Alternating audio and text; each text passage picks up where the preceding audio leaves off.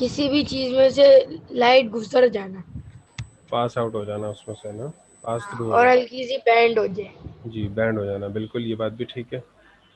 और तला शुएब, आप बता सकते हैं कि रिफ्लेक्शन ऑफ लाइट क्या है? Yes sir. जी बताइए बेटा। रिफ्लेक्शन ऑफ लाइट वो है जो है ना एक चीज पे पड़े और उसी डायरेक्शन में ना वो हो जाए। बेटा आपकी तरफ से बहुत ज़्यादा शोर आ रहा है, मैं आपको सुन नहीं पा रहा हूँ। अब दोबारा आप ज़रा बोलें। सर रिफ्लेक्शन ऑफ लाइट वो है जो एक चीज पे पड़े और दूसरी चीज और उसी चीज से ना वो दूसरी जगह ट्रांसफर हो जाए। टकरा के वापस आ जाए, है ना? हाँ जी जी ठीक सर। है, ठीक है, उसी शाबाश। एरिया पे। समझ गया, समझ गया, उसी रीजन में बोले, उसी रीजन में। ठीक है, वेरी गुड। तला आपने बताया, थैंक यू। अब आप म्यूट रखें। अच्छा जी, आज हम रिफ्रैक्शन ऑफ लाइट को एक दफ़ा पढ़ के इसको कंप्लीट करना चाह रहे हैं इस टॉपिक को। देखिए, कुछ इसकी एप्लीकेशंस हैं, इसको हम ज़रा तफसील से देख लेते हैं कि कहाँ कहाँ पे हमें रिफ्रैक्शन देखने में मिलती है। सो अब देखें आप यहाँ पर what is refraction of light. तो रिफ्रैक्शन ऑफ लाइट का हमने पढ़ा कि लाइट जो है वो बैंड हो जाती है किसी मीडियम से गुजरे और उसमें से पास आउट हो जाए। सो यहाँ पर एक है रिफ्लेक्टेड रे, एक है रिफ्रैक्टेड रे, और एक है इमर्जेंट रे। ये तीन तरह की रेज़ हैं जो कि आपने पढ़नी है और आज समझेंगे इसको हम। सो देखें, ये एक एक सपोज़ करें ये एक ग्लास का ब्लॉक है, ठीक है, या ग्लास स्लैब है ग्लास की, शीशे की बनी हुई है, ठीक है। और जो कि एक तकरीबन ट्रांसपेरेंट मीडियम होता है। 100% ट्रांसपेरेंट मीडियम तो नहीं होता, लेकिन बड़ी हद तक, ये काफ़ी हद तक वो ट्रांसपेरेंट मीडियम होता है क्योंकि उसके अंदर से लाइट गुजर जाती है। तो जब लाइट उस जो लाइट सोर्स से आ रही होती है उसको हम कहते हैं इंसिडेंट रे, जैसा कि हमने रिफ्लेक्शन में भी पढ़ा था कि किसी बल्ब या सन से जो लाइट आ रही होती है उसको हम इंसिडेंट रे कहते हैं। तो यहाँ पर भी वो टर्म सेम है, इंसिडेंट रे। लेकिन उसके बाद जब लाइट इंसिडेंट रे, यानी कि जो इंसिडेंट रे है वो जाकर वो जब पहुंचती है किसी दूसरे मीडियम की सरफेस पर, यानी कि ग्लास स्लैब की, यहाँ पर अगर हम कंसिडर करें उसकी स्लैब पर पहुंचती है, तो उसमें से लाइट का ज़्यादातर हिस्सा जो है वो इसके अंदर गुजर जाता है, यानी कि उस मीडियम से, यानी कि ग्लास से गुजर जाएगा। तो जो उस ग्लास से गुजर जाएगा उसको हम कहेंगे बेटा रिफ्रैक्टेड रे, यानी कि रिफ्रैक्शन हो गई है। और जो जो रे उसके अंदर से गुजर गई है उसको हम कहेंगे रिफ्रैक्टेड रे, क्योंकि रिफ्रैक्शन का फिनोमेना हुआ है। आप ये देखें गौर से कि ज़्यादातर लाइट का हिस्सा या लाइट रे जो है वो गुजर तो गई, रिफ्रैक्ट तो हो गई, लेकिन उसका कुछ हिस्सा, लेकिन बहुत हल्की मामूली सा हिस्सा जो है वो रिफ्लेक्ट भी हो गया, वापस आ गया, है ना?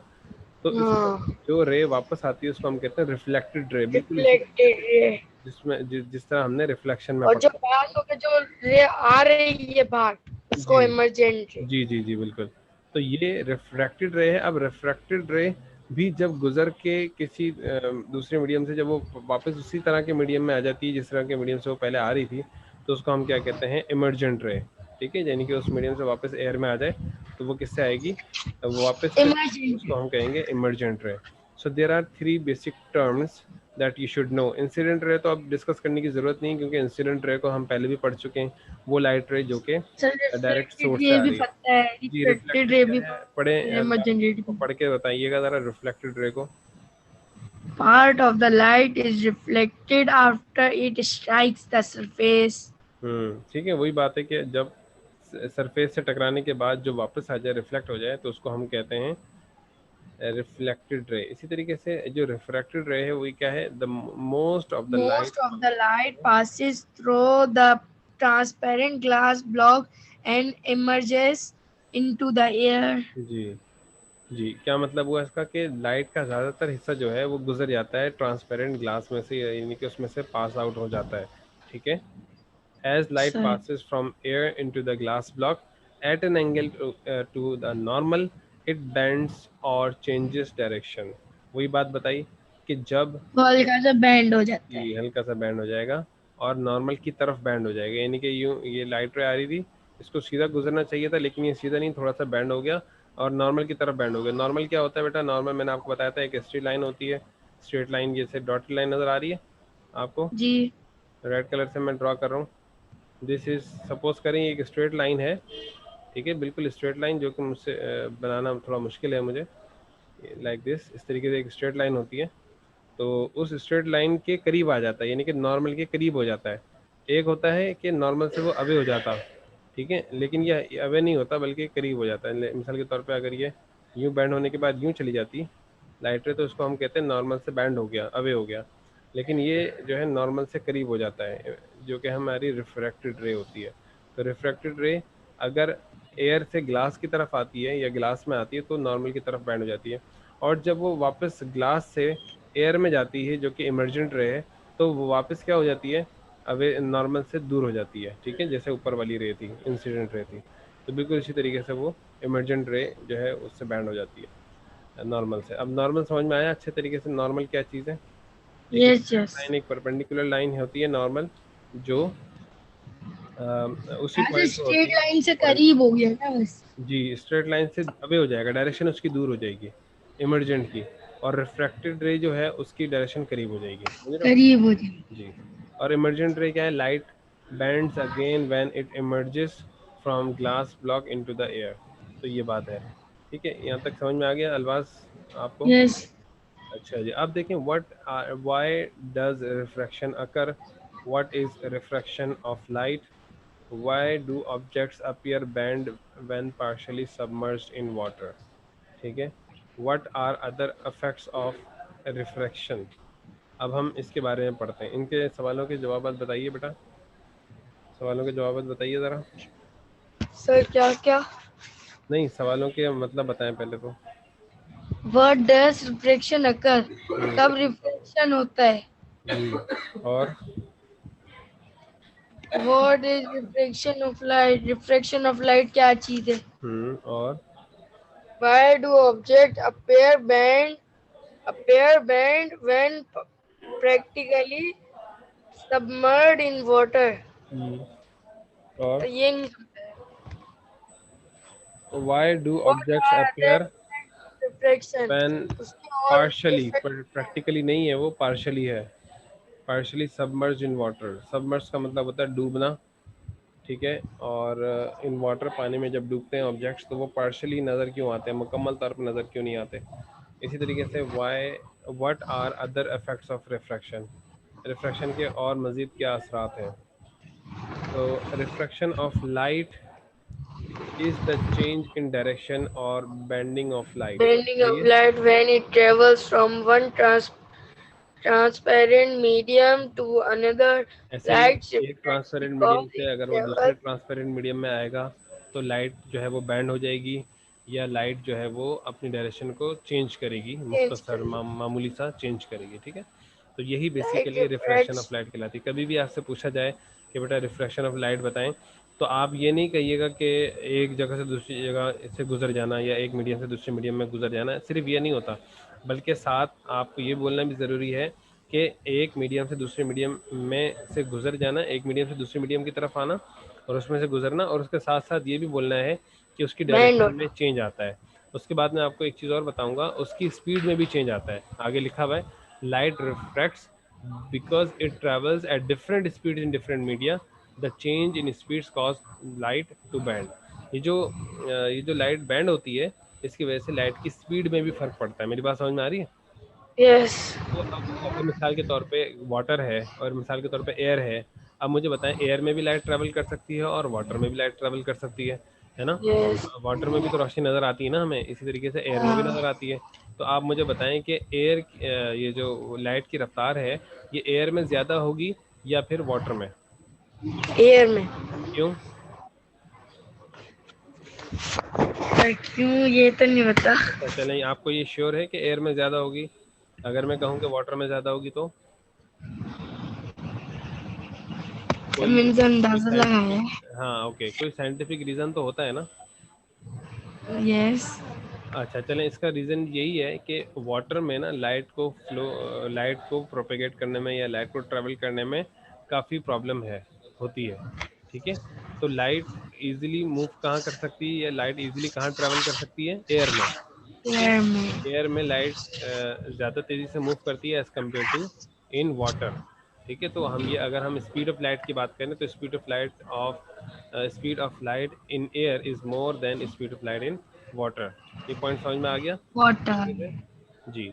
अब देखें यहाँ पर यस। देखें, पढ़ें इसको। As light passes from one medium to another, it bends toward the normal when its हाँ, speed increases. when it It bends away increase from the normal when its speed increases. जी। क्या मतलब हुआ इसका कि as light passes from one medium to another, एक medium से दूसरे medium में जाती है। दूसरे मीडियम में जब लाइट पास होती मिसाल के है तौर पर यहाँ तो देखिए। बेंड हो जाती है टुवर्ड्स द नॉर्मल। जी जी, अब यहाँ देखिए, नॉर्मल के करीब हो जाती है।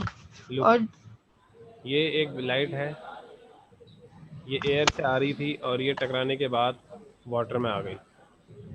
ठीक है, नीचे वाला ऊपर जो मीडियम था दैट वाज एयर, मैं यहाँ पर लिख रहा हूँ, और नीचे जो मीडियम है दैट इज वाटर। क्या है ये? वाटर। वाटर। वाटर। ठीक है बेटा। अब आप ये देखें कि ये लाइट एयर से आई और नॉर्मल से करीब हो गई है ना, बैंड हो गई नॉर्मल के करीब। अब होगा ये कि नॉर्मल। एयर में उसकी स्पीड ज़्यादा है और वाटर में उसकी स्पीड कम है। एयर में उसकी स्पीड ज़्यादा है से मुराद कितनी है?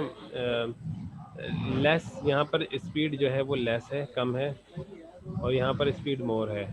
ठीक है, सही है। कंपैरेटिवली, मतलब अगर दोनों को हम कंपेयर करें तो ऐसे सूरत हम कह सकते हैं कि स्पीड ज़्यादा और कम है एयर और वाटर में रिस्पेक्टिवली। It bends towards normal when its speed, यहाँ पर ये जो लिखा हुआ है ना इंक्रीजेस, ये हो जाएगा डिक्रीजेस। क्या हो जाएगा बेटा? डिक्रीजेस। जी, DECREASES। ठीक है, अच्छा इसी तरीके से होगा it bends away when it bends away from the normal when its speed increases. जी, ये ठीक है यहाँ पर। ठीक है, सो अगर देखें, अब मैं इसको रिवर्स आपको बताता हूँ। फॉर एग्जांपल, अगर ये दोबारा एक और मीडियम है, सही है। अब एक लाइट रे आती है इस तरीके से, ठीक है, और इस तरीके से आने के बाद यहाँ से टकराने के बाद वो लाइट रे जो है वो नॉर्मल से दूर हो जाती है, इस तरीके से बैंड हो जाती है, मतलब थोड़ा सा अवे हो जाती है, समझ रहे हो? सही है। ठीक है, अब ऐसी सूरत में यहाँ पर जो स्पीड है वो लेस है, ऊपर जो इसकी स्पीड है वो लेस है, और जब वो एक मीडियम से दूसरे मीडियम की तरफ आई और इस तरीके के वो नॉर्मल से अवे बैंड हो गई, तो इसका मतलब उसकी स्पीड क्या हो जाएगी? मोर। स्पीड क्या हो जाएगी बेटा? मोर। ये मेन डिफरेंस है, बेसिक डिफरेंस है जो कि हम पढ़ते हैं रिफ्रैक्शन ऑफ लाइट में। तो रिफ्रैक्शन ऑफ लाइट के दो अलग अलग मीनिंग हैं।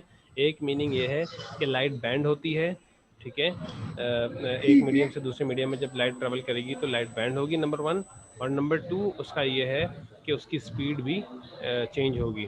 ठीक है, अगर वो नॉर्मल की तरफ बैंड हो रही है तो उसकी स्पीड स्लो हो जाएगी, और अगर नॉर्मल से अवे बैंड हो रही है तो उसका मतलब उसकी स्पीड फास्ट हो जाएगी, ग्रेटर हो जाएगी, बढ़ जाएगी। ठीक है, सो अब यहाँ पर एक ग्लास स्लैब का एक एक्सपेरिमेंट दिया हुआ है। बड़ी क्लासेस में जब आप आएंगे तो इसका एक प्रैक्टिकल भी है। ठीक है, तो अभी यहाँ देखें, ये एक लाइट है इंसिडेंट रे जो कि टकराती है ग्लास स्लैब पे। ग्लास स्लैब पे जैसे टकराएगी तो जाहिर सी बात है वो ग्लास मटेरियल है, ग्लास एक डेंसर मीडियम है थोड़ा सा, तो उसमें क्या होता है जब लाइट एंटर होती है तो वो नॉर्मल की तरफ बैंड हो जाती है। आप देखें ये डॉटेड लाइन नॉर्मल है, ये बैंड हो गई नॉर्मल की तरफ। एक एंगल ऊपर बन रहा था इंसिडेंट रे का और नीचे बी एंगल बन रहा था रिफ्रैक्टेड रे का। तो रिफ्रैक्टेड रे जो अंदर लाइट आई है वो रिफ्रैक्टेड रे है, ठीक है, ये जो मैंने एरो बनाया है रिफ्रैक्टेड रे का है, और इंसिडेंट रे जो है वो ऊपर वाली है, यानी कि जो मैं रेड कलर से मैंने आप एरो बनाया है। ठीक है, रेड कलर से जो एरो बनाया है वो इंसिडेंट रे है, और ब्लू कलर से जो एरो बनाया है वो रिफ्रैक्टेड रे है जी। ठीक है, उसके बाद आप ये देखें कि ये नॉर्मल की तरफ बैंड हो रही है, ठीक है, तो नॉर्मल से अवे बैंड हो रही है, अवे हो रही है। ठीक है, जब वापस यहाँ से बाहर आएगी लाइट रे तो नॉर्मल से अवे हो जाएगी। अब देखें, light bends towards normal when it travels from air to glass. जब वो एयर से ग्लास में ट्रेवल करेगी तो वो नॉर्मल से करीब हो जाएगी, टुवर्ड्स हो जाएगी, ठीक है ना। और जब वो और जब ग्लास से एयर में जाएगी हम्म, तो दूर हो जाएगी। जी, it light bends away from the normal, यहाँ पे लिखा हुआ है अवे फ्रॉम द नॉर्मल, ऊपर लिखा हुआ था टूवर्ड्स द नॉर्मल, ठीक है। तो फर्क है दोनों में, हाँ, अवे का मतलब अवे होता है दूर और टूवर्ड्स का मतलब दूर होता है और टूवर्ड्स का मतलब करीब। ये उसकी तरफ, ठीक है ना। Light bends away from the normal when it travels from glass to air, यानी कि अगर ग्लास से एयर में जाएगी लाइट तो वो नॉर्मल से दूर अवे हो हो जाएगी। जाएगी। जी, नॉर्मल लाइन क्या है अल्बास बताइएगा, नॉर्मल लाइन क्या है? ये डॉट डॉट वाली। जी, डॉट डॉट वाली, ठीक है। ये प्रॉपर ऐसे एक स्ट्रेट लाइन होती है, बिल्कुल स्ट्रेट लाइन। इसकी मदद से हम क्या करते हैं, एंगल ऑफ इंसिडेंस और एंगल ऑफ रिफ्रैक्शन मेजर करते हैं। आप देखें ये ए और बी नीचे लिखा हुआ नजर आ रहा है आपको, ए और यस, बी।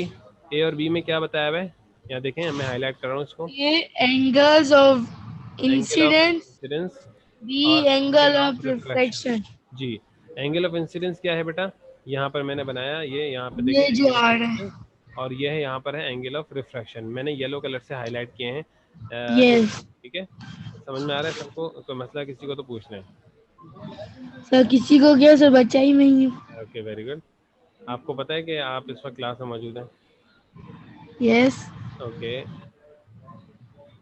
ठीक है। सो अब देखें यहाँ पर ये क्या ऐसा मुमकिन है, ऐसा अगर ऐसे इस तरीके से हो, क्या ये मुमकिन है?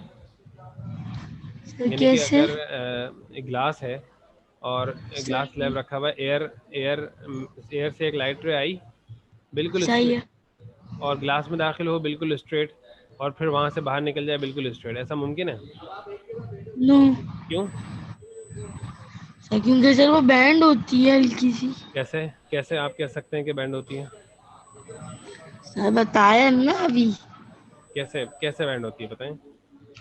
सर एयर एयर से ग्लास में जाएगी तो हम्म सर नॉर्मल के करीब होगी, हम्म लेकिन ये तो नॉर्मल में आ रही है, तो ये है ही ये नॉर्मल नॉर्मल पे, से दूर हो जाएगी। बिल्कुल। नहीं, कैसे दूर नॉर्मल से होगी? दूर हो जाएगी। अब जब वो ग्लास आई से नॉर्मल पे एयर रही में है, आएगी तो नॉर्मल से दूर होती है, लिसन टू तो ये मी, नॉर्मल से करीब हो जाएगी। देखें, अभी ये लाइट रे तो आ ही नॉर्मल पे रही है। सर वही तो कह रहा हूँ, हम्म अब नॉर्मल पे आ रही है तो इसको नॉर्मल से करीब होना था, तो नॉर्मल से तो लेकिन करीब ये या आई दूर तो जब नॉर्मल होना रही है है जब वो नॉर्मल से नॉर्मल दूर से आ रही दूर हो। हो जाएगी, अभी तो वो नॉर्मल पे ही आ रही है लाइट रे, अब बताएं तो अब नॉर्मल से दूर हो जाएगी। कैसे दूर हो जाएगी? सर नहीं होगी थोड़ा से बेटा। तो सर होगी। अच्छा, ठीक है। अब देखें, what happens when a light ray falls on a transparent medium at right angle to the surface, ठीक है। और उसके बाद does the light ray bend when travelling from air to the medium. अब देखें, आपके पास इस वक्त टेक्स्ट बुक मौजूद है? नहीं टेक्स्ट बुक ओपन करें, मैं आपको इसका आंसर बताता हूँ। सर ट्यूशन में है। टेक्स्ट बुक नहीं है आपके पास मौजूद? नहीं सर अभी नहीं है। अच्छा, चले मैं फिर ऐसा करता हूँ कि स्क्रीन शेयर करके आपको बताने की कोशिश करता हूँ, ठीक है। ओके। ओके, वेट वेट करें। ओके। ये हसान हसान शेख, बेटा अनम्यूट कीजिएगा आप, शाबाश। हसान शेख अनम्यूट कीजिएगा। जी सर। बेटा खैरियत, आज बड़ी जल्दी आपने ज्वाइन कर लिया। कौन है? 4 दिन चला। म्यूट कर लें आप अपने आप को, शाबाश।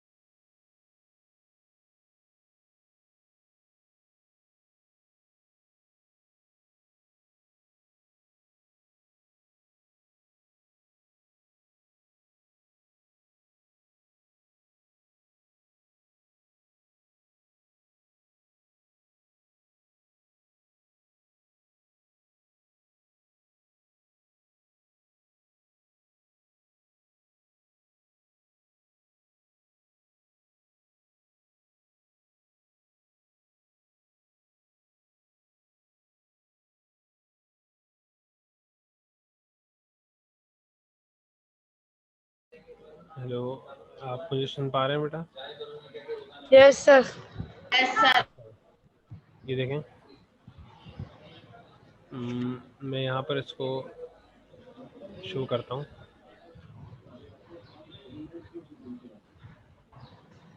Oh my God.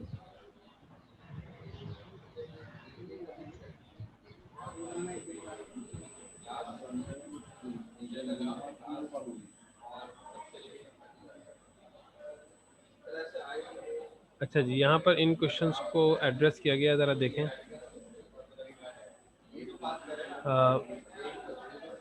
ये है, what happens when a light ray falls on a transparent medium at right angle to the surface. अगर बिल्कुल सीधी लाइट आके उस पर पड़े, जैसे कि हमने पिछली स्लाइड में देखा, इस एग्जांपल में देखें, ये लाइट रे आ रही है, बिल्कुल स्ट्रेट आ रही है, राइट एंगल के ऊपर आ रही है, ठीक है ना, जैसे नॉर्मल होता है, बिल्कुल उसी तरीके से एक लाइट रे आ रही है जो कि इंसिडेंट रे है।